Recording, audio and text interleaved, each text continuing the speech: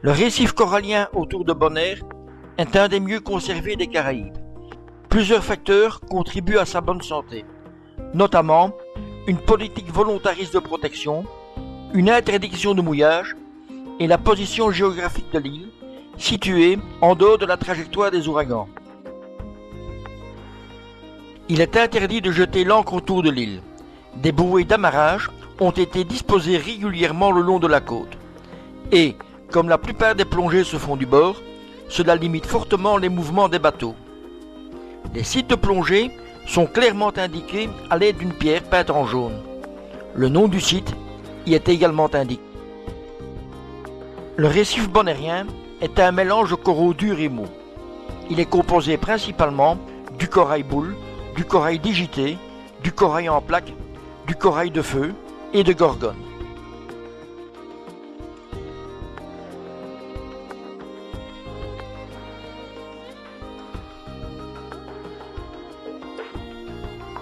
Les éponges tubes et éponges vases sont omniprésentes sur tout le récif. Ce sont des animaux filtreurs, nettement plus résistants que le corail au changement climatique. Il n'est pas impossible qu'un jour, elles supplantent le corail, ce qui bouleverserait l'écosystème existant. De nombreuses espèces de poissons très colorés vivent sur et autour du récif. Peu farouches, ils savent qu'ils n'ont rien à craindre des plongeurs, la chasse sous-marine étant prohibée, ce qui ne les met pas à l'abri de leurs prédateurs naturels.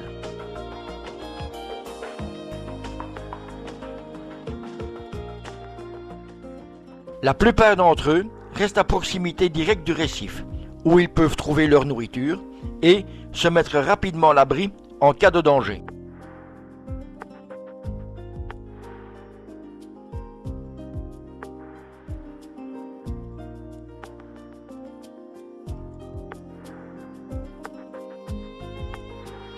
Le poisson perroquet est un cas particulier.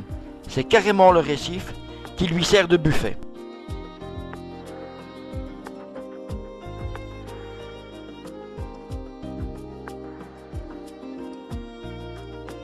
Les plus timides peuvent passer l'essentiel de leur existence cachés dans une anfractuosité.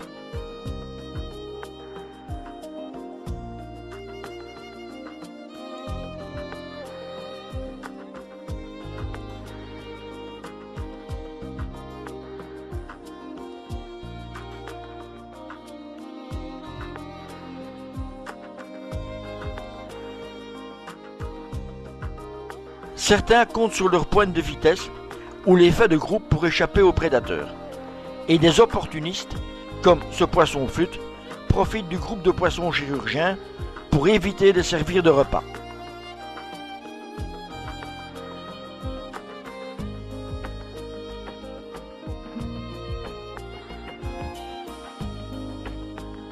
Le prédateur peut aussi être à l'affût dans un trou ou sous une éponge, prêt à bondir si l'occasion se présente.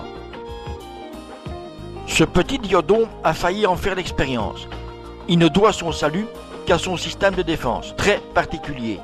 Il augmente sa taille en se gonflant.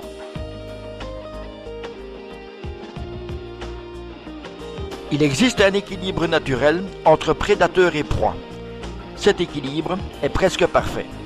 Presque, car les activités humaines favorisent l'introduction d'espèces invasives. Celles-ci nuisent à la biodiversité autochtone. C'est le cas pour la rascasse volante, prédateur redoutable et glouton, qui n'a pas d'ennemi naturel dans les Caraïbes, en dehors de l'homme. C'est la seule espèce qu'on peut chasser, même en scaphandre. Mais il convient d'être prudent, son venin est redoutable et potentiellement mortel.